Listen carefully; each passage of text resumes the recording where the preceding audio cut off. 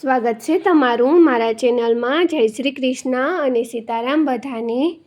આજે આપણે બનાવશું કેરી ગુંદા અને ગાજરનું મિક્સ અથાણું। મિક્સ અથાણું બનાવવા માટે મેં અહીંયા 3 કિલો જેટલી કેરી લઈ લીધી છે। હવે આ કેરીના ગોટલાને આપણે આ રીતે કાઢી લેશું। આ રીતે આ બધી જ કેરીમાંથી ગોટલાને કાઢી લેવાના છે। કેરી મેં બજારમાં જ કટ કરાવી લીધી હતી। તમારે આને ઘરે કટ કરવી હોય તો પણ કરી શકો છો। આ રીતે મેં બધા જ ગોટલાને કાઢી લીધા છે। હવે આ કેરીને એક મોટા વાસણમાં એડ કરી દઈશું।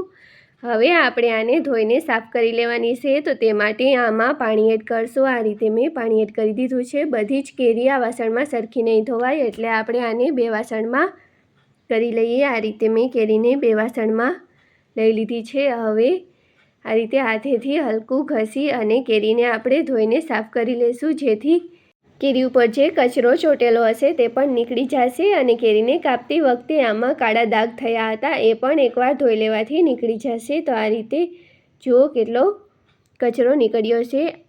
આ જ રીતે આપણે બધી જ કેરીને ધોઈ લેશું। જ્યારે પણ આપણે અથાણું બનાવીએ ત્યારે એકવાર કેરીને આ રીતે પહેલાં ધોઈ લેવાની। આ રીતે મેં આ બધી જ કેરીને ધોઈ લીધી છે। હવે આપણે કેરીનો બોરો નાખશું। બોરો નાખવા માટે આમાં 3 થી 4 ચમચી જેટલું મીઠું નાખશું। આ રીતે મેં 4 ચમચી મીઠું એડ કરી દીધું છે। હવે આમાં 1 મોટી ચમચી જેટલી હળદર એડ કરશું। આ રીતે હળદર પણ મેં એડ કરી દીધી છે। હવે એકવાર આને મિક્સ કરી લઈએ। આ રીતે હાથેથી એકદમ સરખી રીતે બધી જ કેરીને આપણે મિક્સ કરી લેશું, જેથી મીઠું અને હળદર છે એ બધી જ કેરીમાં સારી રીતે ભળી જાય। હજી પણ જો કેરીનો કલર છે થોડો પીળો ઓછો દેખાય છે, તો આપણે આમાં અડધી ચમચી જેટલી હળદર પાછી એડ કરશું। આ રીતે મેં અડધી ચમચી હળદર એડ કરી દીધી છે। હવે ફરી પાછી આને મિક્સ કરી લેશું।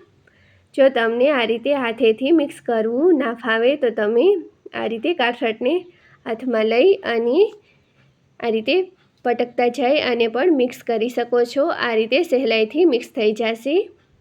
જુઓ અમે કેરીને મિક્સ કરી લીધી છે। હવે આપણે આને ઢાંકી અને 1 કલાક સુધી રાખી દીધી છે। 1 કલાક પછી આપણે ફરી પાછી આને મિક્સ કરશું। આ રીતે 1-1 કલાકે આપણે આને મિક્સ કરતા જઈશું અને 10 થી 12 કલાક સુધી આમ જ કેરીને બોરામાં રાખી દઈશું। 10 થી 12 કલાકમાં કેરીનું બધું જ એક્સ્ટ્રા પાણી છે નીકળી જશે। હવે તમે જોઈ શકો છો આ કેરીને રાખ્યાને 12 કલાક થઈ ગઈ છે અને કેરી છે કેટલી બધી સોફ્ટ થઈ ગઈ છે અને આમાંથી ઘણું બધું પાણી પણ નીકળી ગયું છે। એકવાર ફરી પાછી આપણે કેરીને આ રીતે હલાવી લેશું। બધી જ કેરીને સારી રીતે મિક્સ કરી લેશું। તમે જોઈ શકો છો બધી જ કેરી છે સોફ્ટ થઈ ગઈ છે। હવે આપણે આને સૂકવી દેવાની છે। કેરીને સૂકવવા માટે મેં અહીંયા એક ઓઢણી લઈ લીધી છે। આ ઓઢણીને મેં પંખાની નીચે પાથરી દીધી છે। હવે આના ઉપર એક કરતા જઈ અને કેરીને સૂકવી લેશું। આ રીતે સોફ્ટ થઈ જાય એટલી વાર આપણે કેરીને બોરામાં રાખવાની। હવે એક કરી અને આ રીતે આપણે કેરીને સૂકવી દેશું।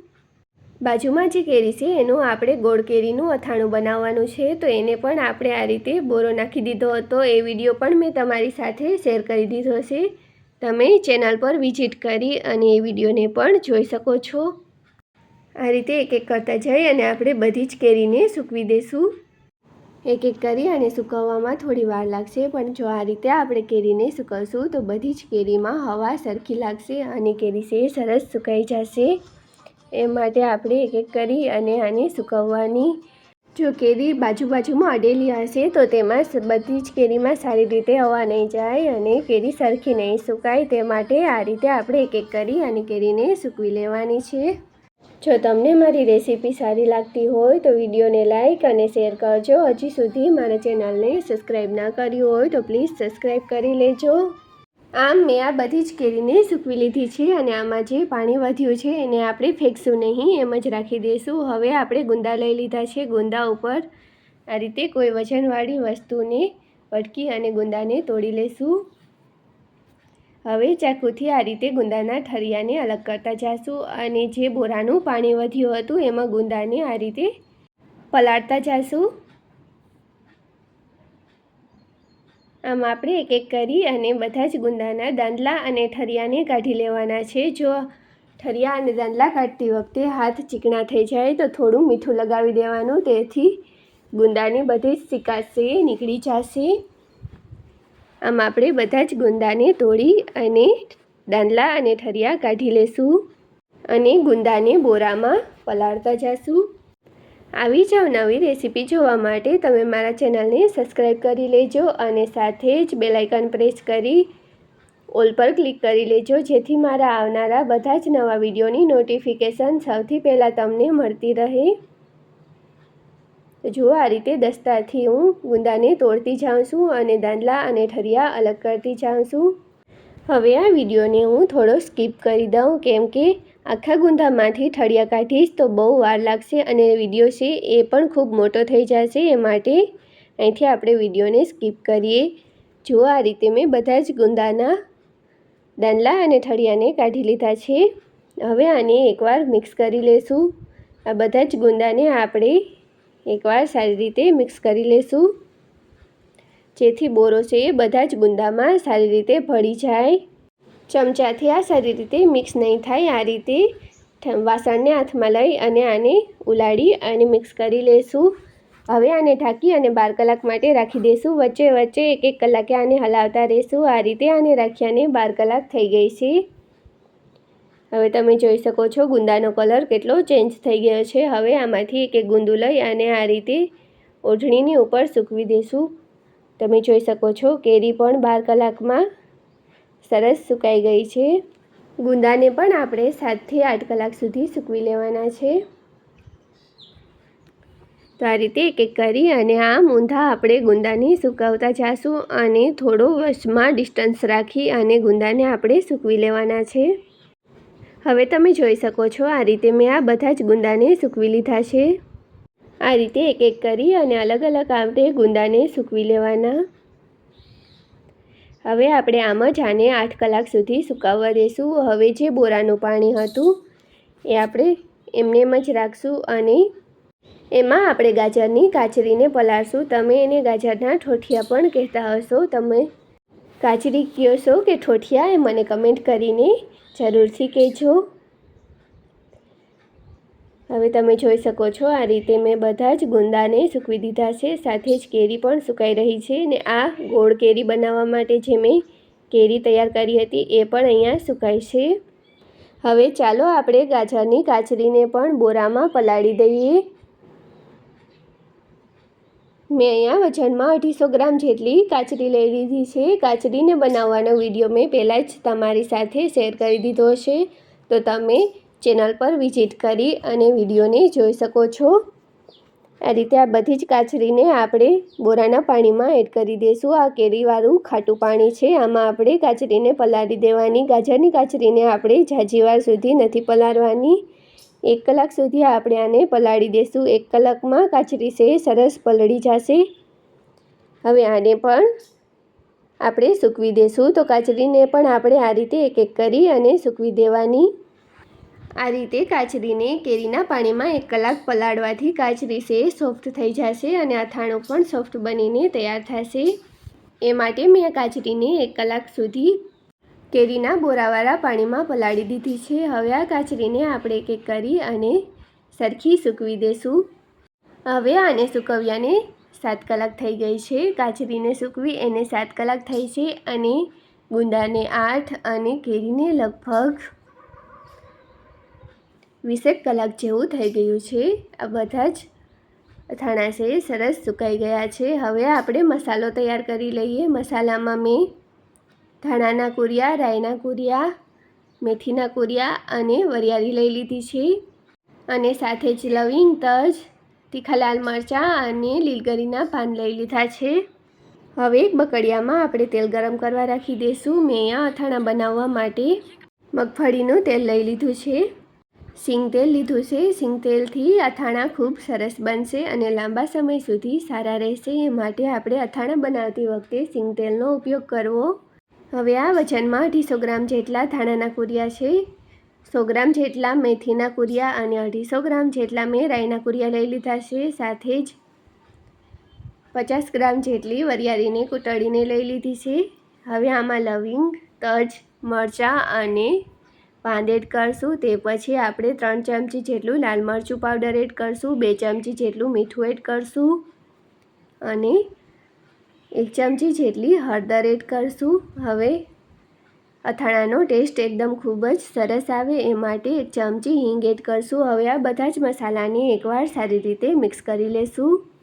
આ રીતે એકવાર મિક્સ કરી લેવાથી બધા જ મસાલા છે સરસ રીતે મિક્સ થઈ જશે અને બધા જ મસાલાનો ટેસ્ટ છે એક સમાન થઈ જશે. એ માટે એકવાર સારી રીતે આ બધા જ મસાલાને આપણે મિક્સ કરી લેવાના. હવે તમે જોઈ શકો છો આ બધા જ મસાલા છે ભળી ગયા છે. બસ આટલા આપણે મસાલાને મિક્સ કરી લેવાના. હવે આ મસાલાને આપણે સાઈડમાં રાખી દઈશું અને અથાણામાં એડ કરવા માટે ગોળ લઈ લઈશું. હવે તેલ ગરમ થઈ ગયું છે કે નહીં એ ચેક કરી લઈશું. ચેક કરવા માટે થોડા કુરિયા એડ કરશું. કુરિયા તરત ફૂટીને ઉપર આવે છે અને તેલમાંથી ધુવાડો પણ નીકળવા લાગ્યો છે. તેલ ગરમ થઈ ગયું છે. હવે આપણે ગેસની ફ્લેમને બંધ કરી દઈશું અને તેલને 5 મિનિટ સુધી ઠંડુ થવા દઈશું. જ્યાં સુધી તેલ ઠંડુ થાય છે ત્યાં સુધી આપણે ગોળને સુધારી લઈશું. તો આ રીતે અડધો કિલો ગોળ આપણે લઈ લેવાનો. તે પછી આ રીતે ચાકુથી એકદમ ઝીણા પીસીસ કરી લેવાના. જેટલા બની શકે તેટલા તમારે ગોળના ઝીણા પીસીસ બનાવીને તૈયાર કરી લેવાના છે, જેથી ગોળ છે એ મસાલાની સાથે સહેલાઈથી ઓગળી જાય. હવે મેં ગોળને સુધારી લીધો છે અને તેલ પણ ઠંડુ થઈ ગયું છે. તો આ તેલને આપણે મસાલાની ઉપર આ રીતે એડ કરી દઈશું. એકસાથે આપણે બધા જ તેલને એડ કરી દઈશું. તેલ એડ કરવાથી મસાલો છે એ ફૂલવા લાગશે અને મસાલામાંથી સરસ સુગંધ આવવા લાગશે. હવે તમે જોઈ શકો છો મસાલો છે કેટલો ફૂલી ગયો છે. હવે ફટાફટથી આપણે આને મિક્સ કરી લઈએ, જેથી તેલ છે બધા જ મસાલામાં સારી રીતે મિક્સ થઈ જાય. ગરમ તેલ ફટાફટથી મિક્સ થશે તો બધા જ મસાલો છે એ સારી રીતે ફૂલી જશે. તેલ સરખું મિક્સ થઈ જાય તે પછી આપણે આમાં ગોળ એડ કરશું. હવે ગોળને પણ આપણે મિક્સ કરી લઈશું. બધા જ ગોળને આપણે સરખો મસાલાની સાથે મિક્સ કરી લઈશું આ રીતે. પણ આ ગોળમાં જે મોટા મોટા પીસ છે એ અત્યારે નહીં તૂટે. જેમ જેમ ગોળ ઓગળતો જશે એમ એમ આ પીસ છે તૂટી જશે. આપણે આને આ રીતે હલકા પ્રેસ કરી લઈશું. હવે આ મસાલાને આપણે ઢાંકીને રાખી દઈશું અને જે આપણે ખોખડા બનાવીને તૈયાર કર્યા હતા તે બધા જ લઈ લઈશું. ગાજર લઈ લઈશું, ગુંદા અને કેરી લઈ લઈશું. આ રીતે આપણે ગાજર, ગુંદા અને કેરીના ખોખડા બનાવી અને તૈયાર કરી લીધા છે. આને એક મોટા વાસણમાં એડ કરી દઈશું. હવે આમાં મસાલો એડ કરશું. જુઓ મસાલાને 1 કલાક સુધી ઢાંકીને રાખ્યો હતો. 1 કલાકમાં કેટલું તેલ ઉપર આવી ગયું છે અને ગોળ છે એ પણ ધીમે ધીમે ઓગળવા લાગ્યો છે. તો આ રીતે એક મોટા વાસણમાં કેરી, ગુંદા અને ગાજરને લઈ અને મસાલો બધો જ આપણે એકસાથે એડ કરી દેવાનો. પછી આને આ રીતે મિક્સ કરી લેવાનો. હવે મસાલો મેં મિક્સ કરી લીધો છે. હજુ પણ આમાં લાલ મરચું પાવડર થોડું ઓછું છે તો આપણે 2 ચમચી જેટલું લાલ મરચું પાવડર એડ કરશું. તમારે એકવાર મસાલાને ચાખી અને પછી જે મસાલો ઓછો લાગે એ આપણે એડ કરવાનો. તે પછી આ રીતે મિક્સ કરી લેવાનું. બધા જ અથાણાને આપણે એકવાર સારી રીતે મિક્સ કરી લેવાના છે. હજી પણ આમાંથી ગોળ ઓગળ્યો નથી. 1 થી 2 દિવસ આને આપણે રાખશું એટલે ગોળ છે સરસ ઓગળી જશે અને બધા જ અથાણામાં સારી રીતે ભળી જશે. જો તમને મારી રેસીપી સારી લાગતી હોય તો પ્લીઝ વિડીયોને લાઇક અને શેર કરો અને ચેનલ પર નવા હોય તો મારા ચેનલને સબસ્ક્રાઈબ કરો અને સાથે જ બેલ આઇકન પ્રેસ કરી ઓલ પર ક્લિક કરી લેજો, જેથી મારા આવનારા બધા જ નવા વિડીયોની નોટિફિકેશન સૌથી પહેલાં તમને મળતી રહે. જો આ રીતે મેં આ બધા જ અથાણાને મિક્સ કરી લીધા છે. હવે આપણે આને ઢાંકી અને 2 દિવસ માટે રાખી દઈશું. તો અથાણાને આપણે ઢાંકી દઈએ. વચ્ચે વચ્ચે 2-3 કલાકે આપણે આને હલાવતા રહેવાનું. આ રીતે અથાણાને રાખી અને 2 દિવસ થઈ ગયા છે.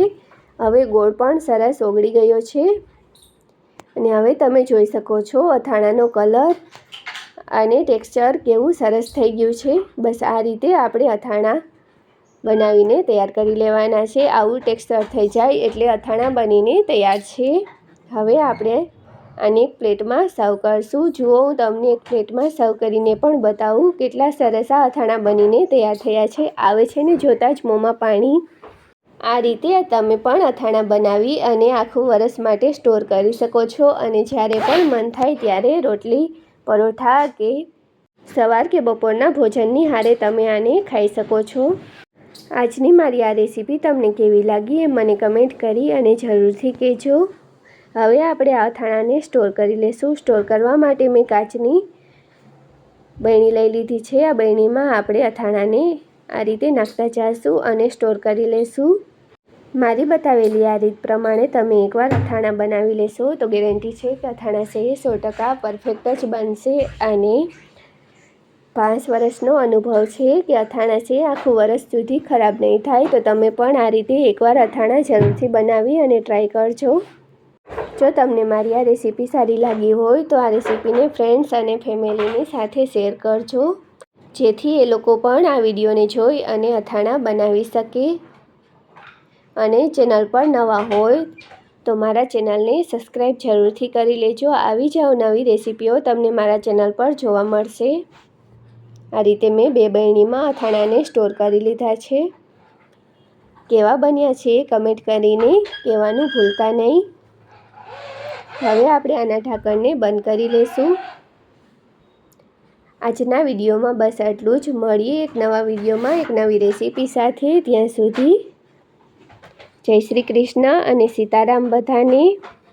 આવી જ નવી રેસીપીઓ શીખવા માટે પ્લીઝ મારા ચેનલને સબસ્ક્રાઈબ કરી લેજો અને મારા નવા વિડીયોની નોટિફિકેશન સૌથી પહેલાં તમને મળે એ માટે ચેનલને સબસ્ક્રાઈબ કરી બેલ આઇકન પ્રેસ કરી અને ઓલ પર ક્લિક કરી લેજો, જેથી મારા આવનારા બધા જ નવા વિડીયોની નોટિફિકેશન સૌથી પહેલાં તમને મળતી રહેશે. રાધે રાધે. જય દ્વારકાધીશ.